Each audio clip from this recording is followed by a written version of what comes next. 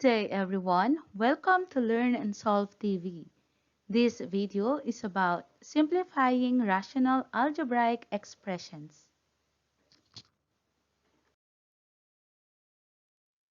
Here are the steps on simplifying rational expressions. Step 1. Factor completely the numerator and denominator. Step 2. Separate and divide out the greatest common factor if there is any. Step 3. Multiply the remaining factors. Handa na ba kayo na i-apply ang mga steps na ito? Okay, simulan na natin. Para sa ating unang example, we are going to express 36x cubed over 6x to the fifth to its simplest form. First step, factor the numerator and denominator. Mahalaga sa lesson natin na ito na master na natin kung paano mag-factor. Kung nalilito pa kayo sa factoring, maaari ninyong panoorin at balikan ang ating previous video lessons. Okay, so balik tayo sa example. Dito, ang gagawin nating method ay kukuhanin natin ang kanilang GCF para ma-apply din natin yung lesson natin before. So the GCF of 36x cubed and 6x raised to 5 is 6x cubed. Then, gamit yon, i-multiply natin to as product. So we have 6 times 6x cubed equal yan sa 36x cubed. 6x raised to 5 is x squared times 6x cubed. Then, separate and divide out the greatest common factor. Yung GCF niya na 6x cubed, isa-separate natin yan. Pagka-separate natin, i-divide natin yan. So, 6x cubed divided by 6x cubed is equal to 1. Then, multiply the remaining factors. Ang 6, i-multiply natin sa 1. So, 6 times 1 is 6. And x squared times 1 is equal to x squared. Therefore, the simplest form of 36x cubed over 6x to the fifth is 6 over x squared. Tandaan ang mga process na ito. Factor the numerator and denominator, separate and divide out the greatest common factor, and multiply the remaining factors. Again, kung nalilito pa tayo sa pagkuha ng factors, ay maaari ninyong panoorin ang ating video lessons about factoring. Next example, 2x minus 14 over 3x minus 21. Ang factored form ng ating numerator ay 2 times x minus 7. Para sa denominator, 3 times x minus 7. Then, hihiwalay natin ang greatest common factor niya, which is x minus 7. So, we have 2/3 times x minus 7 over x minus 7. Then, divide. Ang magiging sagot is 2/3 times 1, which is 2/3.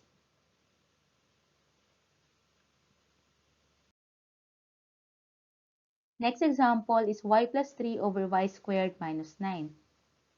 So, to factor the numerator and the denominator, ang gagawin natin sa numerator, since prime na yan, kokopyahin na lang natin. Then sa denominator naman, ito ay difference of two squares. Kaya ang factors niyan ay y plus 3 at y minus 3. Then, as you can see, ang GCF ng numerator natin at denominator ay y plus 3. Ihihiwalay natin ngayon ang ating GCF. So, we have 1 over y minus 3 times y plus 3 over y plus 3. Then, divide. Ang sagot dito, pag dinivide natin siya sa sarili niya ay 1. Then, multiply it to 1 over y minus 3.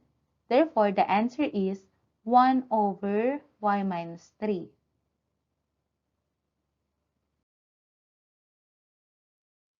Next, a cubed plus b cubed over a squared minus b squared.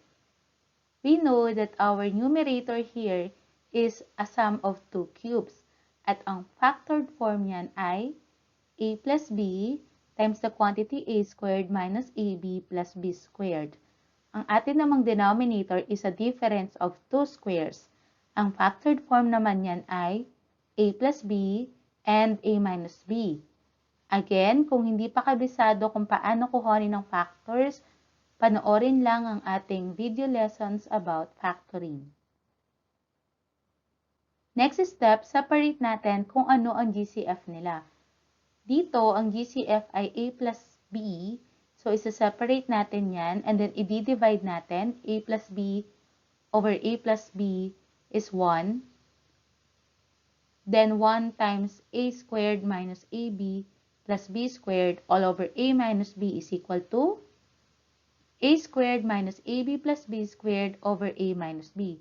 Therefore, ito na ang kanyang simplest form. Let's have more examples. Which of the following is written in simplified form? A, 12 over 18. Okay, good. 12 over 18 is not yet written in simplest form since we can still simplify it to get 2/3.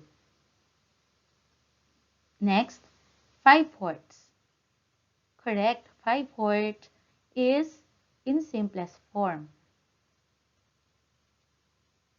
Next, 2a squared plus 7a minus 4 all over a plus 2. Is this expression written in simplified form already? Okay, correct.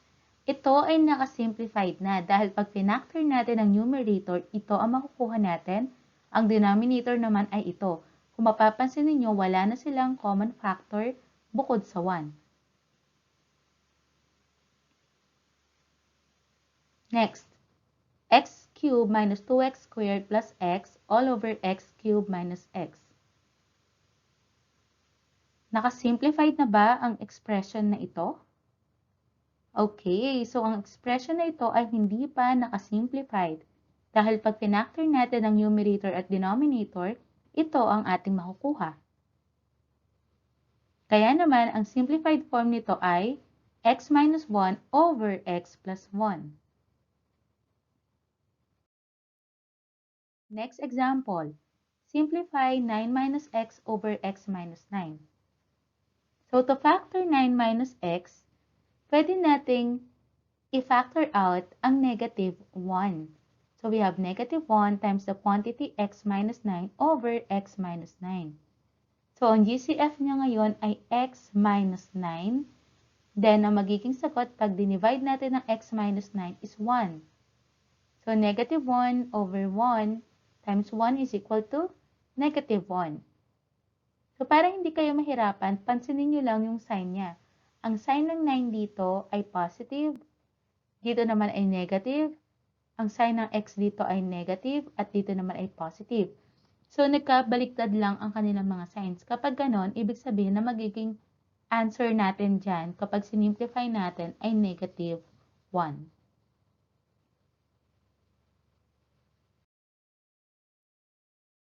Next, what is the simplest form of 6x squared plus 5x plus 1 all over 6x squared minus x minus 1.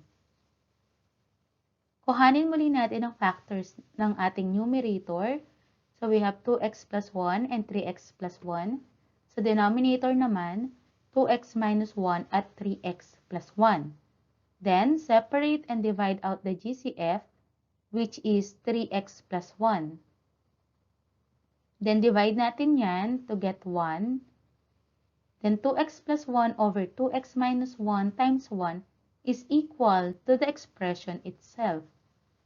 Therefore, the simplest form is 2x plus 1 over 2x minus 1. That is the end of our discussion. Thank you and keep on solving.